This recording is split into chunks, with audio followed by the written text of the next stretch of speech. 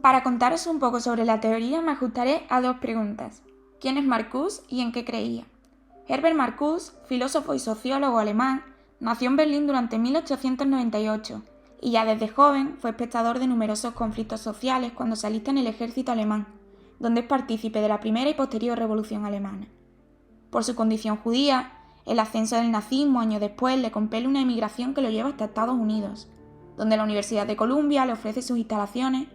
y donde se organiza la llamada Escuela de Frankfurt, periodo en el que alcanza a trabajar en la Oficina de Servicios Estratégicos para el gobierno norteamericano durante la Segunda Guerra Mundial. Como vemos, era un empedernido por el debate social, uno de los intelectuales más importantes en la década de los 60, que en última instancia procura poner en práctica los supuestos de la teoría crítica en las causas sociales del momento. Con varias obras importantes de entremano, influidas por los postulados de Weber y Freud, Marcuse destaca en su obra El hombre unidimensional uno de los preceptos predominantes en su postura, la crítica fundamental a la sociedad moderna, donde el hombre aparece como un ser unidimensional, un sujeto víctima de su propia impotencia y de la opresión continua de los mecanismos de dominación, que apuntan hacia una sociedad del consumo. Marcuse tiene entre manos una nueva teoría de la liberación individual y social, una crítica radical a la teoría tradicional y a la moral occidental, y esa es la teoría que hoy vamos a analizar. Si tenemos que definir un objetivo claro en la teoría crítica, señalaremos la ruptura con los moldes represivos de la cultura burguesa y de la sociedad de consumo moderna. Si tenemos que definir una fuente de inspiración, señalaremos la teoría marxista. Marcuse considera que el capitalismo tardío superficialmente propicia un mayor nivel de bienestar en la clase obrera, pero en realidad la mejora es insignificante y el verdadero cambio se encuentra en la mentalidad de los obreros. Creer que han mejorado induce a la suavización del movimiento proletariado, al conformismo. De esta manera, abre los ojos al obrero y también a una sociedad dominada y oprimida por las opiniones políticas e intelectuales del momento. Los avances en tecnología, o la tecnociencia, como él mencionaba,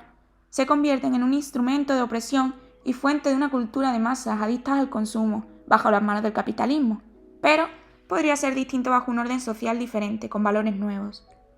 Sobre todo esto, uno de los intentos de Marcuse más característicos para fomentar la espontaneidad, creatividad y liberación humana, se centran no en la clase trabajadora, sino en los grupos más marginados de la sociedad, personas de color, las mujeres y jóvenes desencantados. No podemos empezar a hablar de las oportunidades prácticas que la teoría crítica nos brinda sin hacer hincapié en una cuestión importante. Esta surge para incentivar un entendimiento de la situación histórica y cultural de la sociedad, con el propósito de generar acciones en torno a su transformación. Con todo ello, la transformación ansiada no es otra que la emancipación de los individuos, sociedades y grupos con respecto a las fuerzas externas impuestas a través de una ideología. Así, esta teoría puede ser usada para incentivar a las minorías sociales a hacerse oír, a comprender la forma en que la tecnología, la política, la educación y las relaciones socioculturales los manipulan, a incentivar a los colegios o centros de enseñanza a elaborar nuevas formas de lenguaje y prácticas discursivas donde las reglas clásicas sobre lo que el receptor puede o no puede ser, sobre quién puede hablar con autoridad y quién debe escuchar, o sobre lo que es válido socialmente y lo que no, queden exentas. Desde la aplicación de un currículo, hasta cómo el docente presenta un determinado contenido o cómo planifica la enseñanza o disciplina, son prácticas pedagógicas sobre las que la teoría crítica debe hacer hincapié. Otros usos pueden suponer la aplicación de la teoría en institutos donde asistan altas proporciones de niños inmigrantes, a fin de incidir sobre los educadores y los propios estudiantes, para disminuir las trazas racistas en la educación, para empoderar la ideología de los niños y de su familia. También se puede aplicar la teoría en organizaciones públicas orientadas a aumentar la representación política de las minorías étnicas y sus necesidades, a paliar con el racismo y sus consecuencias en las comunidades nativas, etc. Por ejemplo, una práctica que podemos llevar a cabo es el empleo de este marco teórico en organizaciones sociales del Polígono Sur, Sevilla, con el fin de educar a los padres y a los hijos para detectar los factores de exclusión que los afligen, actuar en pos de la sociedad en lugar de en contra, reducir las conductas antisociales que consolidan las opiniones discriminatorias y, a fin de cuentas, exigir planes económicos y políticas sociales que lo incluyan en el resto de la comunidad. En mi opinión, Marcuse y las demás figuras destacadas de la Escuela de Frankfurt hicieron un trabajo esencial en la educación social de la clase obrera y los grupos discriminados, dándole cuerpo teórico y voz a las necesidades de esta minoría,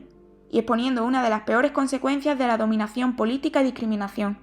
el conformismo y el mantenimiento de conductas acorde a las críticas recibidas, que no hace más que perpetuar esta dinámica.